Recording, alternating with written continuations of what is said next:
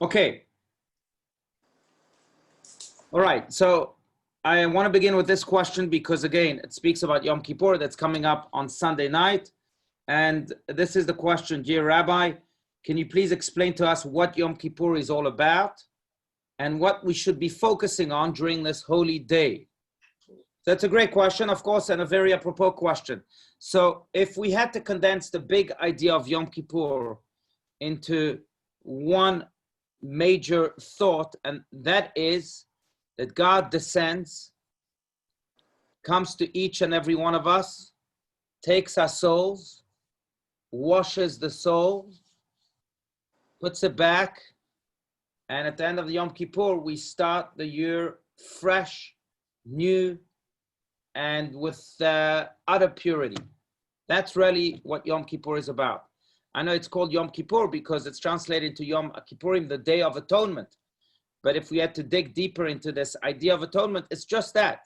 God coming down, he's saying, fine, I see you have prayed, you have begged me for all sorts of things, you have changed your ways. We had Elul to do this the previous month, we had Rosh Hashanah to do this, we had these 10 days of Teshuvah. Now it's my turn. Just don't bother me. Let me come down and wash your souls. That's what happens on Yom Kippur. He comes down, he elevates us to him also, and we go through this divine washing machine. Now, this idea, of course, is rooted in the very first Yom Kippur. When was the very first Yom Kippur? Why do we even have a day called Yom Kippur? Yes, it says in the Torah that we should observe Yom Kippur. But what's the root of it?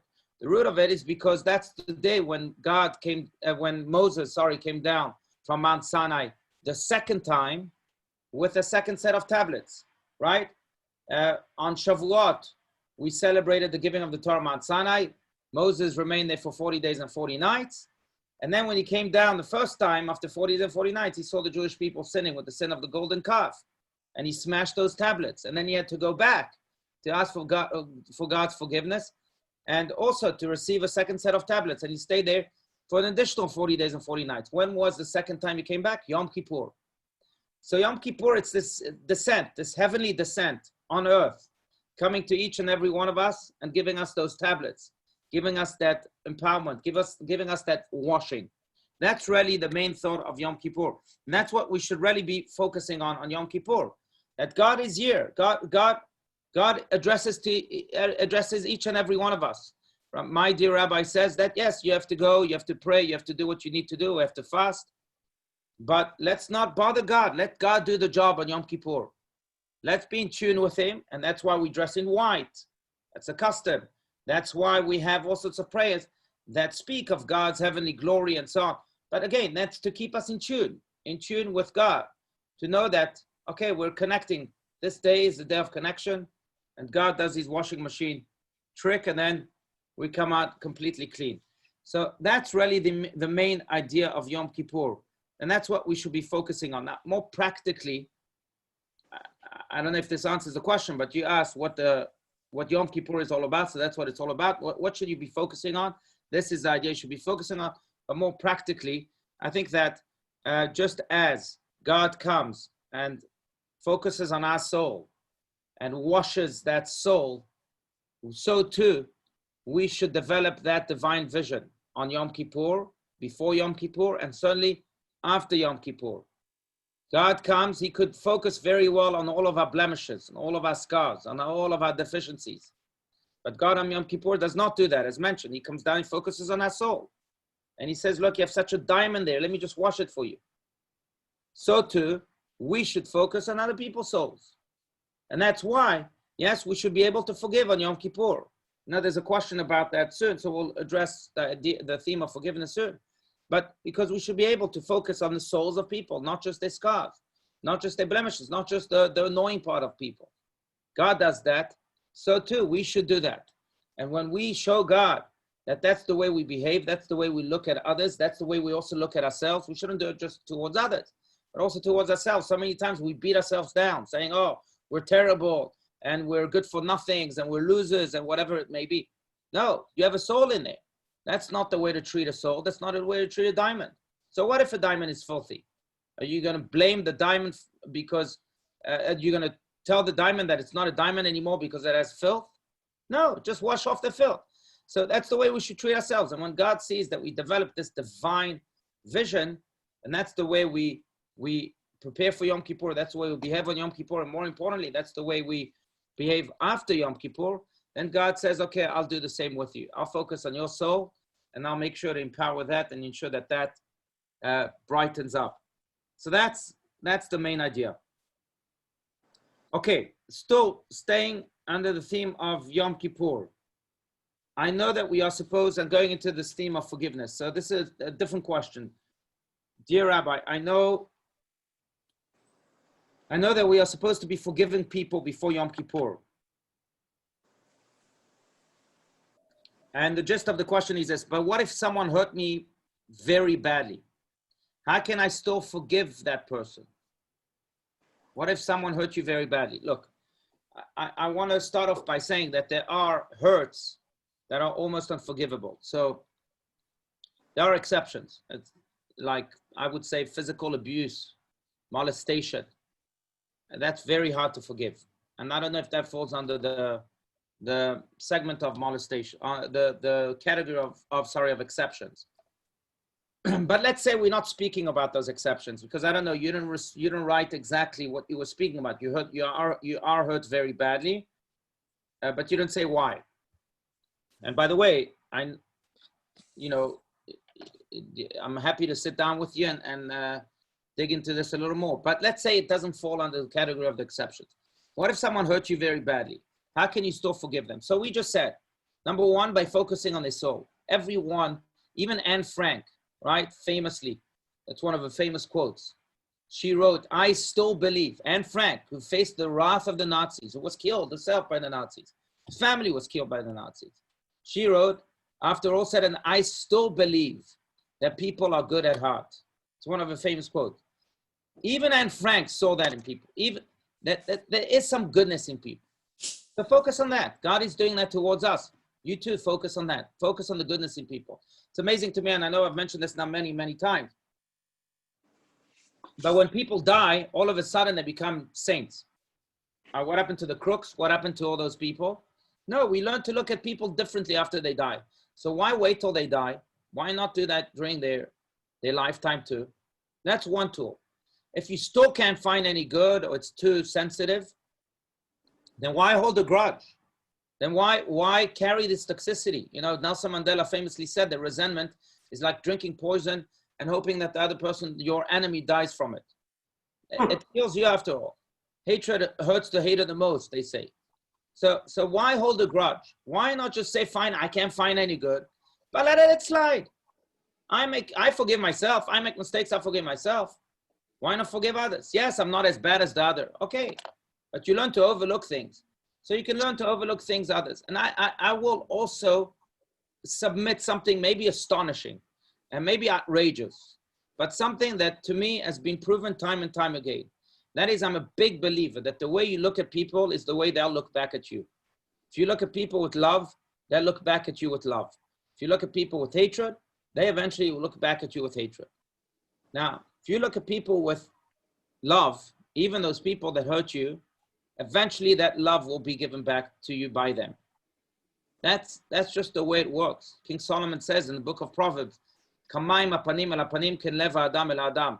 Way before the law of attraction, way before karma, King Solomon 3,000 years ago said that as we stare into water surfaces and we see our faces reflect back, so too, when we connect to a person's heart, that's the way that heart will reflect back towards us. So again, if we love the person, that person will love us. If not, then the way we look at it is the way they'll look at us. So I know it's very hard, and I know sometimes there are things that are so hurtful, and I'm not diminishing that, but I'm just saying that we have to be able to take what we call the higher road, overlook things, certainly not keep resentments and grudges, because that's only toxic to us, and be able to say, you know what, fine, I love you no matter what. I can't see any good. Again, the preference would be to see good, to be able to see the soul in everybody. But I can't see any good. I still love you. And by the way, that's what's called unconditional love, or in Hebrew, ahavat chinam. when you can't see anything, you love no matter what. And by the way, that's what true love is also all about. Because if you love someone because of a reason, then you don't really love them. You love the reason. You love what they provide. So if you love someone because they have a pretty nose, what happens when they have God forbid, if they have a car accident and their nose is crooked, then your love goes away. So your reason is conditional. And therefore your love is conditional, and therefore your love is also very temporary. But when you love someone just because, there is no good, you just love them just because, then that love is unconditional. And our sages have encouraged us, based on Leviticus 19:18, to love people unconditionally. It says that the second temple was destroyed because of unconditional hatred or baseless hatred. And the third temple will be rebuilt because of unconditional love. So we still can't find any good. Certainly don't keep any grudges, but try to love a person just because. There's no reason. I love you. I don't know why I love you, but I love you. And when we love people unconditionally, no doubt that's the way they'll respond. That's really going to the very core of forgiveness. But I will add one more thing, and this one more realm to it, one more idea to this, and that is that forgiveness is such a big theme on Yom Kippur, because after all, isn't that the way we want God to treat us? We know ourselves, and we know all of our imperfections, and God might say, this person is a little imperfect. There's things he did this year that I don't know if I can overlook.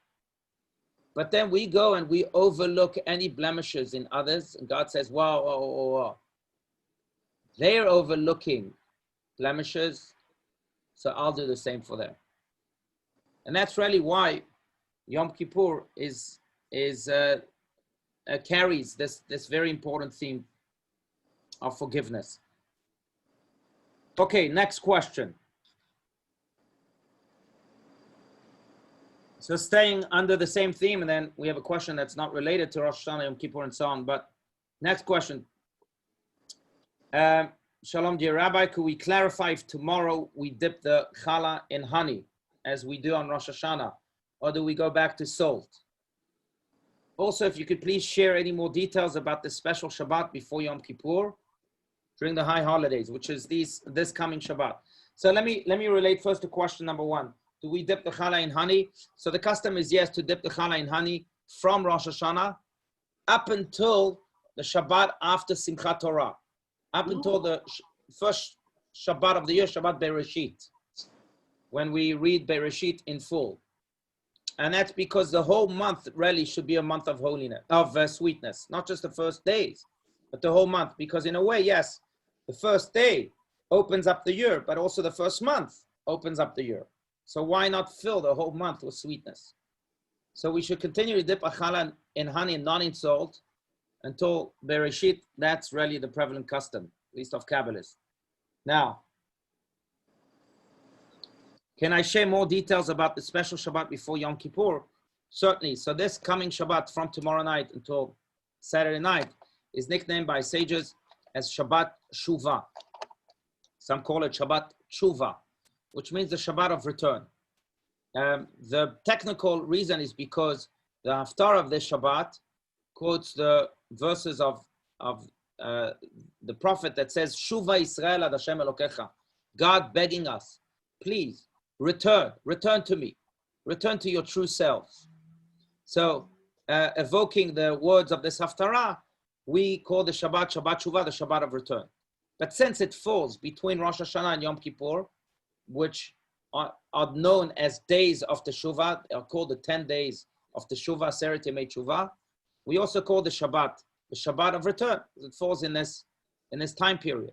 Now it's a Shabbat in which we are called to do the same thing that we are called to do during those 10 days, and that is to return to God, to leave our old fake self and return to our true divine infinite self. Anything that has limited us, that has in a way paralyzed us, or that has turned us into beings that are lower than divine, that's those are the faces that we have to leave behind. And during this time period, we get ready again. We have to return to our divine self, and we have to ask ourselves the big questions of life. Well, where am I? And if I'm divine, am I acting divinely?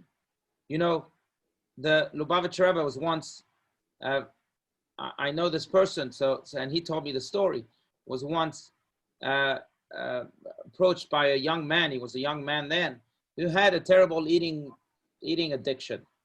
And every time he could, he would just eat. And he didn't know what to do. And he went to rehab, best doctors, and eventually went to the Lubavitcher Rebbe.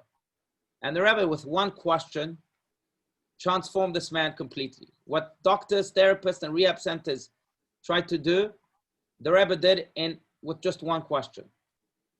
What did he do? The man sits with the Rebbe, and the Rebbe says to him, look, I see you becoming a great saint one day. You'll be a great rabbi. You'll be teaching people everywhere. Is this a behavior that's becoming to such a great man? That's what the Rebbe told him. And with that question, and of course, with the feelings that the Rebbe used, the passion that the Rebbe said those words with, and of course, the connection, certainly a divine connection that the Rebbe connected to this person with, he changed his whole entire status. Because why? Because this man saw himself as an addict. And the Rebbe did not see him as an addict. The Rebbe saw him as the greatest man. He said, that's a behavior you have, it's not you. What I see is this great man, the saint. So yes, so is this behavior becoming of such a great saint? Again, that's what we ought to do during this time period. We ought to ask ourselves, well, there's a great saint in here. And everyone is saintly in their own specific, unique way. But still, we're all saintly. Are the behaviors that we are engaged in becoming of this? Is there anything that we should be able to sever ties with? Goodbye, old self. That's the big question. Now, I just want to add one more thing, and that is that Shabbat carries this theme with an even greater emphasis. Why? Because as the Kabbalists teach, the letters of the word Shabbat, right, are the exact same letters as the word Teshuvah. Taf, Shin, Bet, Shin, Bet, Taf. That's how you spell Shabbat. The theme of Shabbat in of itself, that's what we do every Shabbat. Every Shabbat we say, stop world, hello me, deepest me. That's what we do. Stop world. I don't want any distraction. Let me focus. Let me go inwards. Let me go into my family. Let me go into my own soul. Let me spend some time with me, with the deepest me, not with the external me, the me right here. And that's what we do every Shabbat. Now, this idea is amplified this Shabbat because it's not just a Shabbat where we return like we do each and every Shabbat, but it's a Shabbat that carries again the theme of Teshuvah. So if every Shabbat we ask ourselves, well, where is this deep I? This Shabbat, this question is shouting from mountaintops. It ought to shake our very core. We might relate to it each and every Shabbat, but this Shabbat, not only do we have to relate to it, but we have to connect to it. We have to internalize it. We have to allow it to shake our inner core. So there's a double emphasis on Teshuvah this Shabbat. Okay, next question. And this is the last question I received this week. So outside of the theme of Yom Kippur and the high holidays altogether, so what is the reason behind the Jewish custom of burying a person almost immediately after he or she passes away? Other religions wait a few days or sometimes weeks before laying the dead to rest. Yet we seem in a hurry to get them buried, often within 24 hours of death. What is the rush? So it's a very good question. There are multiple answers to this, all connected. Let's start with the psychological one. So we are worried not just about the dead when a person dies, but we're worried about the survivors, the relatives of the dead. And what we try to do is minimize their grief. The longer the burial takes, the longer their grief lasts, the more in limbo they are, the longer the healing period, will take to start, because it starts when we start mourning. So out of pure sensitivity to those who are left behind here in this world, we try and bury the dead as soon as possible. That's number one. And by the way, there's tremendous sensitivity to so many laws. And of course, to the greats of the greats. We spoke about the Rebbe. The Rebbe was tremendously sensitive towards people. But that's how Jewish law is in general. That's the psychological reason. There's a spiritual reason. And that is that the soul and the body are married. In this world, they come together. They were complete strangers. The soul didn't understand the body, and the body didn't understand the soul. But then they were forced to live together by God. We each have a soul, we each have a body. The body wants certain desires, and the soul wants opposite desires. Body wants to eat, to sleep, to get massage, wants to drink. The soul is not interested in any of that. Soul wants to do good. Soul wants to pray. The soul wants to meditate. The soul wants, again, I think what brings the most satisfaction to souls is do mitzvahs. That's why we have a mitzvah bank now for Rabbi Steinsaltz, 2,000 mitzvahs. I encourage everyone to do mitzvahs. You'll satisfy your soul like you've never satisfied your soul before. Do good. Promise you will bring you the greatest satisfaction, the greatest sense of fulfillment, soulful fulfillment. But in any case, they come together, two opposite beings, two opposite entities coming together, and they learn to live with one another. And it's like a marriage. You're very different than your wife, no matter how similar she is to you, with your husband, and no matter how similar he is to you. And somehow you learn to live together. You overcome your differences, you exercise respect, and so on. But then the soul leaves the body, and the marriage has to be dissolved. Yet the soul is still very much connected to the body, especially at the beginning, at the moment of departure. So the soul wants the good of the body, just as the body wants the good of the soul. And when the soul sees that the body is left in limbo, it pains the soul. It really does. The soul says, I can't rest until my counterpart rests. So to bring rest and even serenity, I would use the word, to the soul, we bury the body as quickly as possible. Otherwise, the soul hovers over the body and says, when is this other part of mine going to lay in peace? So that's why we try and bury our dead as quickly as possible, spiritually speaking. By the way, in Israel, they do it best. In Jerusalem, they do it within a few hours. It's crazy, but they're very quick about it. And really it brings tremendous relief and calmness to the soul itself. I will add just one more reason, and I want to open this up to any questions that you may have. But one more reason, and that is that the soul itself, just to go a little bit deeper into this idea that the soul doesn't rest, the soul itself continues to communicate with its loved ones in this world. How does it do so? Through the grave. That's why we visit graves of people during the yahrzeits, or when we want to ask them to be our advocates, like on the eve of Rosh Hashanah, right? There's this great custom, and if you didn't do it during the eve of Rosh Hashanah, you can still do it this week. But there's this great custom of going to the souls of our loved ones, to the graves of our loved ones, and saying to them, hey, serve as our advocates from up high as we pray to God during these high holidays. Now, the souls communicate through that grave. That's their channel of communication. That's their, that's their cell phone tower, so to speak, right? Where their reception is the highest. Now, it doesn't mean, by the way, that if, God forbid, someone's cremated, and we spoke about cremation, Judaism opposes that very much. But it doesn't mean that the souls won't find ways to communicate. But that's the traditional way of finding.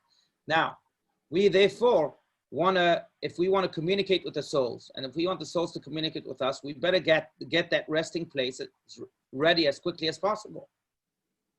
So we bury our dead very quickly, also so that their cell phone tower, so to speak, can be ready, and that communication can flow uninterruptedly. So that's to go deeper into that idea, and a third reason, which is spiritual.